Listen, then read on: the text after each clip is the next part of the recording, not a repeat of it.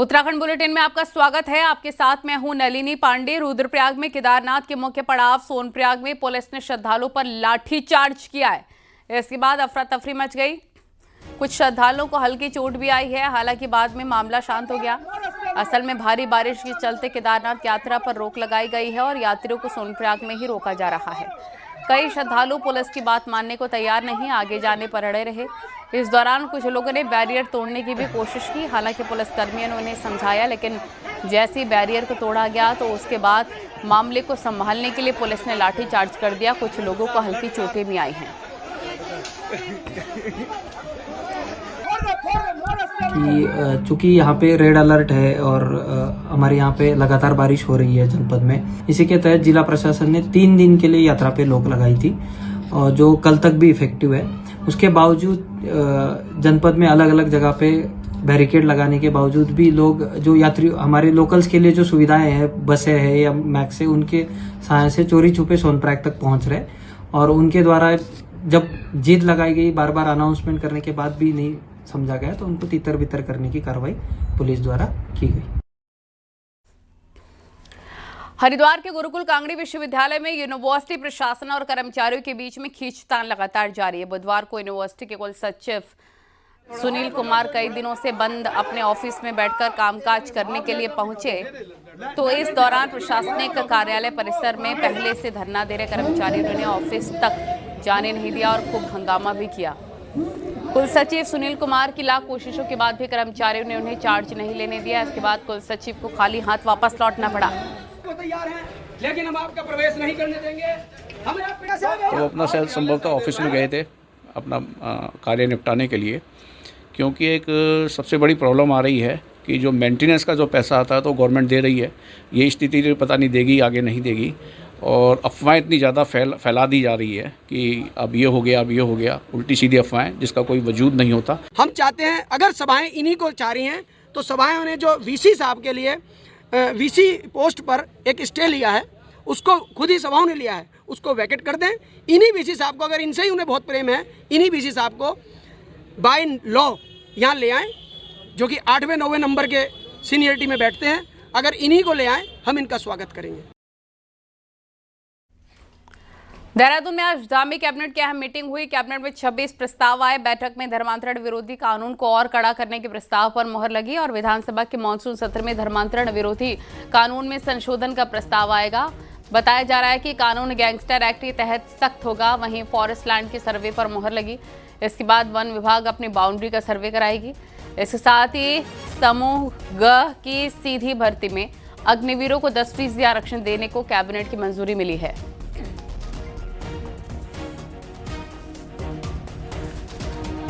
उत्तराखंड धर्मांतरण कानून में एक और बार संशोधन कर इसे सरकार सख्त कानून का रूप देने जा रही है।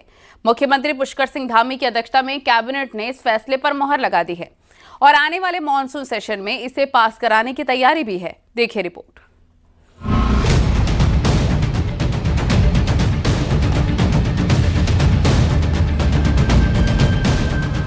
उत्तराखंड में यूनिफॉर्म सिविल कोड लागू करने, लव जिहाद और छद्म वेशधारियों के खिलाफ ऑपरेशन कालनेमी चलाने के बाद धामी सरकार अब धर्मांतरण के खिलाफ कठोर कानून लाने जा रही है। इसके प्रारूप को बुधवार को कैबिनेट ने हरी झंडी दे दी। सरकार की कोशिश होगी कि इसी 19 अगस्त से शुरू होने जा रहे विधानसभा सत्र में इसे पास कराकर अति शीघ्र कानून का रूप दे दिया जाए। नए संशोधनों के तहत छद्म वेशधारी यानी कि कालनेमी भी अब धर्मांतरण विरोधी कानून के दायरे में होंगे। नियम विरुद्ध धर्म परिवर्तन के लिए विदेशी फंडिंग लेने पर 7 साल से 14 साल तक की सजा, जुर्माना राशि 10 लाख से कम नहीं होगी। धर्म परिवर्तन के लिए लव जिहाद जैसी घटनाओं के लिए आजीवन कारावास तक हो सकता है। सजा 20 साल से कम नहीं होगी। पीड़ित व्यक्ति को प्रतिकर के रूप में 5 लाख रुपए अलग से देने होंगे। धर्म परिवर्तन जैसे मामलों में जुटाई गई संपत्ति को डीएम कुर्क करने का आदेश दे सकता है, भले ही किसी भी कोर्ट में मामला चल रहा हो। धर्मांतरण विरोधी विधेयक को और अधिक सख्त करने का जो निर्णय लिया है वो बहुत ही प्रशंसनीय और सराहनीय है। निश्चित रूप से देवभूमि के अस्तित्व को अक्षुण्ण रखने के लिए साधु संतों की ये लगातार मांग रही है कि धर्म स्वतंत्रता संशोधन विधेयक पर कैबिनेट ने मुहर क्या लगाई, इस पर सियासत भी शुरू हो गई। कांग्रेस ने आपदा के समय इसे जनता का ध्यान भटकाने की कोशिश करार दिया, तो पलटवार बीजेपी की ओर से भी किया गया। ये इसके लिए कानून पहले से है कि इसमें जो व्यक्ति इस तरह का दोषी पाया जाएगा उसको दंडित किया जाएगा। भाजपा कोई नया काम नहीं कर रही है, सरकार कोई नया काम नहीं कर रही है, पर सवाल है उनको न करके लोगों का ध्यान इससे हटाने के लिए उनके पास एक अच्छी दवा है कि क्यों नहीं इसको आजमाएं। लेकिन कांग्रेस समेत जो अन्य दलों को इसमें आपत्ति है वो सिर्फ इसलिए है कि इतने लंबे समय तक देश में सिर्फ तुष्टीकरण की नीति को लेकर के इन लोगों ने राज किया है। लोगों को डराना, लोगों को धमकाना और डरा करके वोट लेना, ये इनकी प्रवृत्ति रही है, इसलिए इनको तकलीफ हो रही है। उत्तराखंड में 2018 में धर्मांतरण विरोधी कानून लाया गया था, जिसमें 2022 में मुख्यमंत्री पुष्कर सिंह धामी ने संशोधन कर इसे और सख्त बनाने का काम किया था। बावजूद इसके अलग अलग रूपों में धर्मांतरण के एक के बाद एक मामले सामने आने से सरकार दूसरी बार संशोधन कर इसे और कठोर बनाने पर मजबूर हुई है। न्यूज़ 18 के लिए हरिद्वार से पुलकित के साथ सुनील नौप्रभात की रिपोर्ट।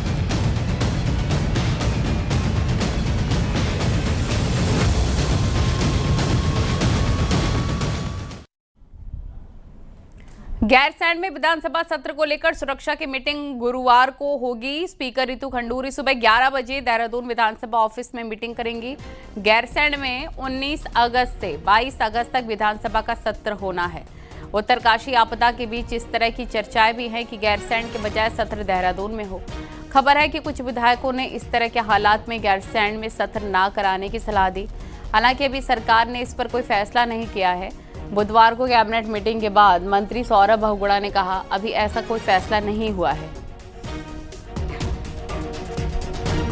जगह बदल सकती है कुछ ऐसे भी कोई चर्चा नहीं है। देखिए कुछ विधायकों ने, कुछ हमारे ऑपोजिशन पार्टी के मेंबरों ने भी अपने एक लेटर लिखा है कि आपदा को देखते हुए और परिस्थितियों को देखते हुए देहरादून में कराना बेटर है, लेकिन सरकार ने भी उसमें कोई फैसला नहीं किया।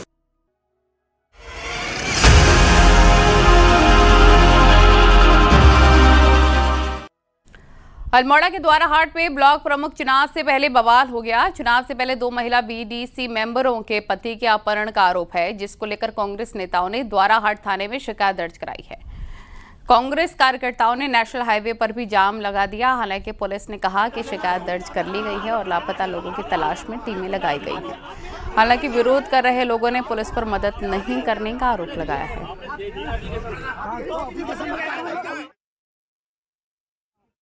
था जिसमें मेरी गाड़ी में एक संतोष लहरी जी और एक दीपक जी, वो मेरी गाड़ी में बैठे थे। उनकी धर्मपत्नी जो है 6 सदस्य थी दोनों की, और वो मेरे साथ तो थी नहीं, लेकिन महेंद्र बिष्ट करके एक पूजाखेत के हैं, यहाँ भवनपुरी के धाड़ी के पता नहीं कहाँ के हैं, उनको मैं जानता हूँ। उन्होंने अपनी अल्टो कार सीधे मेरी गाड़ी देखी तो मैं अल्टो कार उसने बीच में रोड में लगा दी।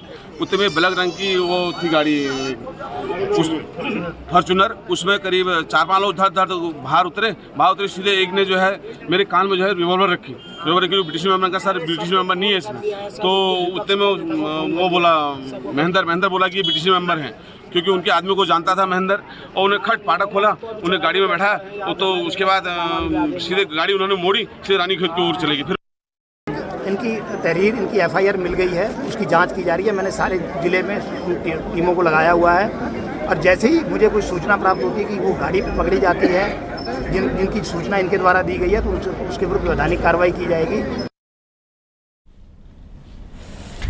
गुरुवार को उत्तराखंड में जिला पंचायत अध्यक्ष और ब्लॉक प्रमुखों के लिए मतदान होगा, लेकिन इस मतदान से ठीक पहले नेता प्रतिपक्ष यशपाल आर्य ने सरकार पर बड़ा आरोप लगाया। यशपाल आर्य ने कहा कि सरकार कांग्रेस समर्थित बीडीसी मेंबरों, जिला पंचायत सदस्यों और कांग्रेस द्वारा घोषित ब्लॉक प्रमुखों और जिला पंचायत अध्यक्षों पर तरह तरह के दबाव बना रखी है। उन्होंने आरोप लगाया कि सरकार अपनी ताकत का इस्तेमाल कर बीजेपी की जीत सुनिश्चित करना चाहती है। भारतीय जनता पार्टी सरकार सरकारी तंत्र का दुरुपयोग कर रही है, धन बल का इस्तेमाल कर रही है और चुनाव को प्रभावित कर रही है। जो हमारे, चाहे वो बीडीसी मेंबर हों, चाहे जिला पंचायत के सदस्य हों, जो या हमारे प्रत्याशी हों, उनके खिलाफ एफआईआर दर्ज हो रही है, मुकदमे कायम किए जा रहे हैं। हर हालत में भारतीय जनता पार्टी सत्ता का दुरुपयोग करते हुए चुनाव को जीतना चाहती है। पंचायतों में किसकी सरकार बनेगी, ये इंतजार गुरुवार को खत्म हो जाएगा। पहले वोटिंग होगी और फिर नतीजे आएंगे। 12 जिलों के चुनाव अब तक बीजेपी का पलड़ा भारी दिखा रहे हैं, लेकिन अब भी 7 जिलों में सीधा मुकाबला कांग्रेस और बीजेपी के बीच में है। देखिए रिपोर्ट।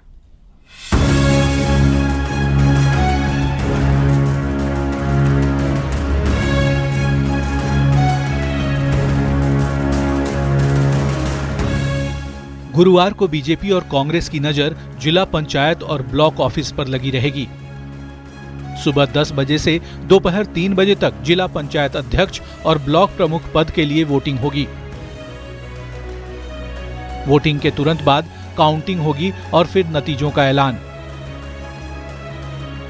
12 जिलों में से 5 जिलों में बीजेपी के निर्विरोध जिला पंचायत अध्यक्ष बन चुके हैं। पिथौरागढ़ में जितेंद्र प्रसाद, उधम सिंह नगर में अजय मौर्य, टिहरी में स्वाति सजवाण, चंपावत में आनंद सिंह अधिकारी, उत्तरकाशी में रमेश चौहान निर्विरोध जीत चुके हैं। वहीं 7 अन्य जिलों में आमने सामने का मुकाबला है। देहरादून में मधु चौहान बीजेपी से तो सुखविंदर कौर कांग्रेस से उम्मीदवार हैं। पौड़ी में बीजेपी की रचना बुटोला और दीपिका इष्टवाल कांग्रेस से मैदान में हैं। बागेश्वर में शोभा आर्य बीजेपी से हैं तो सरोज आर्य कांग्रेस की तरफ से उम्मीदवार हैं। वहीं नैनीताल में दीपा दर्मवाल बीजेपी की उम्मीदवार हैं तो पुष्पा नेगी कांग्रेस प्रत्याशी हैं। चमोली में दौलत सिंह बिष्ट बीजेपी से हैं तो रमा देवी कांग्रेस उम्मीदवार हैं। उधर रुद्रप्रयाग में पूनम कठैत बीजेपी से हैं तो प्रीति पुष्पवान कांग्रेस की प्रत्याशी हैं। अल्मोड़ा में हेमा गैड़ा बीजेपी से हैं तो सुनीता कुंजवाल कांग्रेस से। वहीं सरस्वती देवी यूकेडी से उम्मीदवार हैं। बीजेपी का दावा है कि 12 जिले और 89 ब्लॉक में पार्टी का दबदबा रहेगा, तो कांग्रेस का दावा बीजेपी को ब्लॉक और जिले में चुनाव हराने का है। 12 में से 5 जिले ऐसे हैं जहां पे भारतीय जनता पार्टी के निर्विरोध जिला पंचायत अध्यक्ष बने हैं। अभी तक हम 13 के आसपास ब्लॉक प्रमुख अपने निर्विरोध बना चुके हैं। तो ये दिखाता है कि जो क्षेत्र पंचायत सदस्य हैं और जनता ने जिनको जिताया है उनका विश्वास आज भी बीजेपी के साथ इंटैक्ट है। मुझे पूर्ण विश्वास है कि कल भी जो 7 जिलों की पेंडिंग रिजल्ट्स कल आएंगे उसमें भी भारतीय जनता पार्टी अच्छा प्रदर्शन करेगी। क्षेत्र पंचायत में हमने प्रमुख के प्रत्याशी घोषित किए।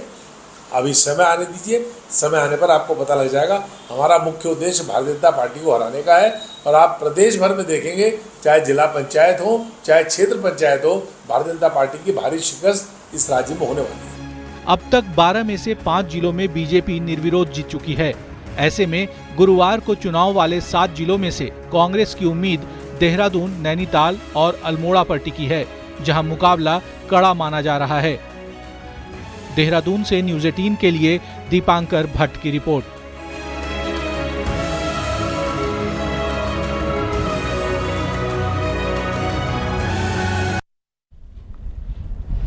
सीएम पुष्कर सिंह धामी देहरादून में तिरंगा यात्रा में शामिल हुए। इस दौरान परेड ग्राउंड से गांधी पार्क तक तिरंगा यात्रा का आयोजन किया गया था। सीएम धामी तिरंगा पकड़कर यात्रा में चले हैं। इस यात्रा में बड़ी संख्या में लोग पहुंचे थे और सीएम धामी की इस तिरंगा यात्रा में भारी भीड़ मौजूद रही। बीजेपी पूरे देश भर में 15 अगस्त से पहले तिरंगा यात्रा निकाल रही है और उसी कड़ी में देहरादून में भी तिरंगा यात्रा का आयोजन किया गया।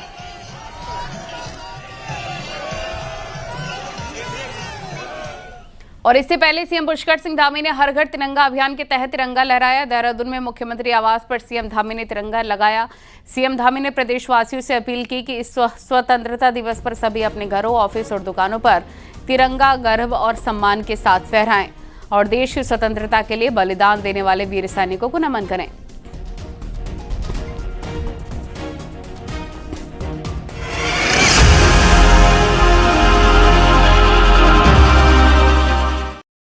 और धराली में जिंदगी की तलाश जारी है। उत्तरकाशी में मौसम साफ होते ही एक बार फिर से रेस्क्यू ऑपरेशन चल रहा है। एक और जहां फंसे लोगों को लाने का काम किया जा रहा है, वहीं पर आपदाग्रस्त इलाकों के लिए राहत सामग्री भी भेजने का काम किया जा रहा है। 2 हेलीकॉप्टर राहत कार्य में लगाए गए। आपको बता दें कि कल से उत्तरकाशी में मौसम खराब होने की वजह से रेस्क्यू काम में ब्रेक लग गया था, लेकिन एक बार फिर से मौसम साफ होने पर रेस्क्यू तेज हो गया। धराली आपदा के आज 9वें दिन 69 लोगों की तलाश की जा रही है। सर्च ऑपरेशन में सेना, एनडीआरएफ, एसडीआरएफ की टीमों के डॉग स्क्वाड्स भी मौजूद हैं।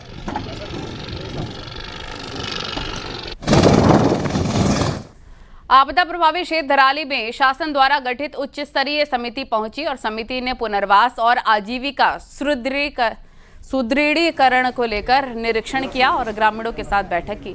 समिति में सचिव राजस्व सुरेंद्र नारायण पांडे, मुख्य कार्यकारी अधिकारी यूकाडा आशीष चौहान और अपर सचिव वित्त हिमांशु खुराना शामिल हैं।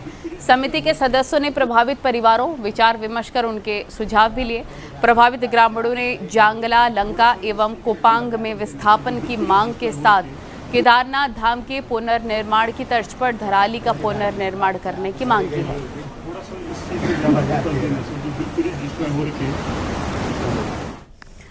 उत्तरकाशी की धराली आपदा को 1 हफ्ते से ज्यादा हो गए, लेकिन यहाँ के जख्म अभी भी ताजा हैं और दर्द कम होने का नाम नहीं ले रहा।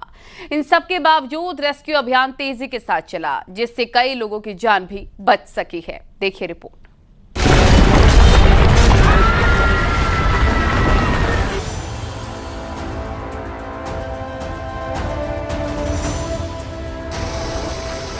धराली आपदा में पल भर में सब कुछ उजड़ गया। घर, होटल, सड़क समेत कई लोग भी इस आपदा की भेंट चढ़ गए। हालांकि पहले दिन से आर्मी, आईटीबीपी, एनडीआरएफ और एसडीआरएफ ने मोर्चा संभालते हुए लोगों को सुरक्षित निकालने के लिए युद्ध स्तर पर रेस्क्यू अभियान चलाया। 1300 से ज्यादा लोगों को निकाला तो महज 36 घंटे में भटवाड़ी में गंगनानी तक रोड को खोल दिया। के लिए वहाँ हमारी एनडीआरएफ की टीम और एक हमारे डेडिकेटेड अधिकारी वहाँ पर लगे हुए हैं और आईजी एसडीआरएफ भी वहीं पर कैंप कर रहे हैं। देहरादून से एक स्पेशल टीम, चूँकि वेदर बहुत ख़राब है आप देख रहे हैं, वो वहाँ वेट कर रही है, जिसमें हमारे जियोलॉजी के लोग हैं, बाडिया इंस्टीट्यूट के लोग हैं, ये भी वहाँ मौके पर जाएंगे। 5वें दिन ही गंगनानी का पुल बीआरओ के जवानों ने तैयार कर दिया तो बिजली और संचार को दुरुस्त किया गया। धराली विस्थापन के लिए समिति बनाई गई तो धराली और हर्षिल के बीच बनी झील को लेकर भी बड़े कदम उठाए गए हैं। यूजीवीएनएल की टीम और एसडीआरएफ की मदद से झील के पानी को निकालने की कोशिश में लगी है। वहीं गंगोत्री में फंसे लोगों को हेलीकॉप्टर से निकाला गया तो धराली गांव के प्रभावितों को राहत सामग्री के साथ राहत राशि भी दी गई, जिससे ग्रामीणों में भी आशा की किरण जागी। जो आज यहाँ पे आपदा पीड़ित परिवारों को जो 5 लाख की धनराशि वितरित की गई है, हम सभी पीड़ित परिवार की ओर से माननीय मुख्यमंत्री जी का आभार व्यक्त करती हूँ, धन्यवाद करती हूँ। सब चीज भाव मिलने लगे ना, राशन, आईडी भाव न खूब भाव जता भी भाव का ना सब चीज भाव मिलने लगे। आपदा में अभी भी 69 लोग लापता हैं तो धराली के मशहूर सेब के बाग भी नष्ट हो गए। सरकार ने प्रभावितों को 5-5 लाख की मदद दी, लेकिन अब सबसे बड़ी चुनौती है धराली को फिर से बसाने की, ताकि वहां के लोगों के चेहरे पर फिर से मुस्कान लौट सके। न्यूज़ 18 के लिए उत्तरकाशी से बलबीर परमार की रिपोर्ट।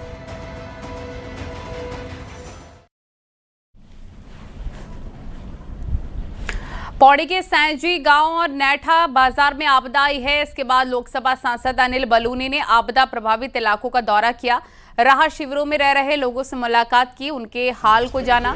अनिल बलूनी ने इस दौरान अपनी सांसद निधि से आपदा प्रभावितों को अग्रिम मदद का चेक भी सौंपा। साथ ही बलूनी ने सभी लोगों को भरोसा दिया कि आपदा के इस घड़ी में वो उनके साथ मजबूती से खड़े हैं।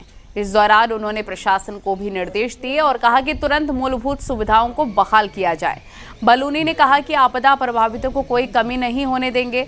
इस दौरान अनिल बलूनी के साथ राज्य सरकार में मंत्री धन सिंह रावत भी मौजूद रहे। कोई दिक्कत हो, गांव में कोई भी समस्या है तुरंत सब बताना, ठीक है। धराली आपदा के बाद एक बार फिर से उत्तराखंड में खतरे की जद में आए गांवों की बात होने लग गई है।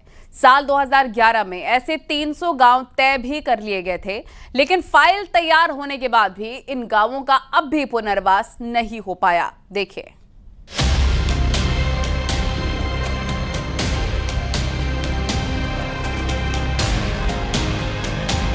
उत्तराखंड में 395 के करीब से गांव चिन्हित हैं, जिन गांव के लोगों को दूसरी जगह शिफ्ट किया जाना है, क्योंकि ये गांव कभी भी आपदा का शिकार हो सकते हैं। लेकिन अब तक भी इस पर कोई फैसला नहीं हुआ। जोशीमठ में इलाके धंसने लगे तो वहां भी पुनर्वास की ही बात कही गई। कुछ लोग अपने घरों को छोड़कर भी गए। उनके लिए हट्स भी बनाए गए, लेकिन फिर से वापस उन्हीं घरों में लौट आए। अब जानकारों का कहना है कि पुनर्वास इतना आसान नहीं है, क्योंकि ऐसे बहुत सारी कई बार ऐसा हुआ है कि विस्थापित होने के पश्चात वहाँ पर लोग की आवाजाही की दूरी की वजह से लोगों को बहुत परेशानियों का सामना करना पड़ रहा है। तो विस्थापित करना ज़रूर चाहिए, करना पड़ेगा शायद हमें, लेकिन इस पूरी प्रक्रिया के लिए बहुत मेहनत करके हमें ये कदम उठाने होंगे। विस्थापन की जद में सबसे ज्यादा गांव पिथौरागढ़ जिले के हैं। वहीं साल 2012 में अब तक 88 गांव के 1446 परिवारों का पुनर्वास भी किया गया, लेकिन इस दिशा में तेजी से काम तब तक नहीं हो सकता जब तक कि जरूरी सुविधाएं न मिले। क्वेश्चन है, गांव बसाना तो बहुत ही टफ है, क्योंकि आसपास हमें बेसिक्स तो चाहिए ना, कनेक्टिविटी चाहिए। वहाँ पर एक तो पहाड़ों में स्पेशली पानी का स्रोत होना चाहिए कि वहाँ पे पानी मिले, ग्रेविटी से ही मिलेगा, क्योंकि वहाँ पे कुएं खोदने का तो है नहीं। तो सबसे पहले तो बिजली, पानी जो बेसिक्स है अगर वो हैं। उसमें उस दौर में भी हमने पुनर्वासन के संदर्भ में विस्तृत रिपोर्ट तैयार की थी और हमने कहा था कि इनका पुनर्वास होगा, लेकिन सरकार बदल गई और स्थिति आज जो की त्यों है। ये साफ है कि गांव बसाना आसान नहीं है, लेकिन इन खतरनाक इलाकों में रहना भी आसान नहीं है। लिहाजा जल्द बड़े फैसले नहीं लिए गए तो धराली जैसे हादसे और कहां हो कहा नहीं जा सकता। न्यूज़ 18 के लिए देहरादून से भारती सकलानी की रिपोर्ट।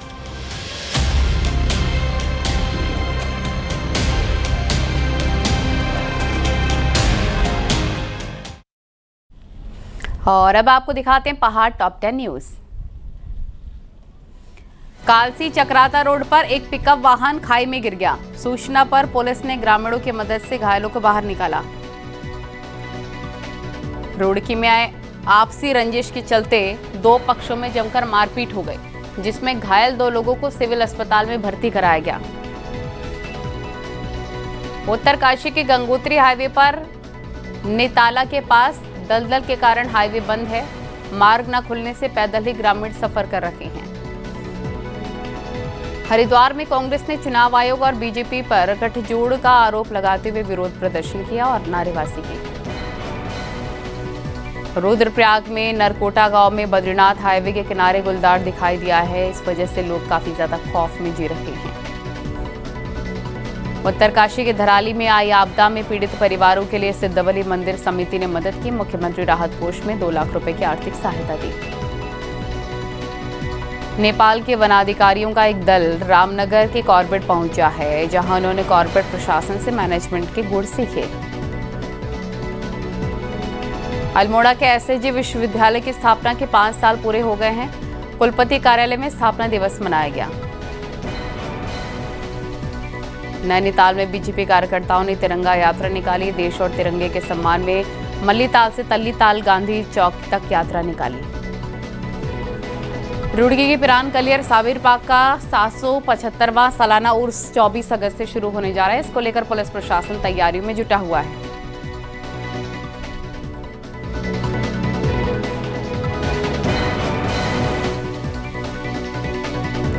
और यहाँ रुकेंगे एक छोटे से ब्रेक के लिए।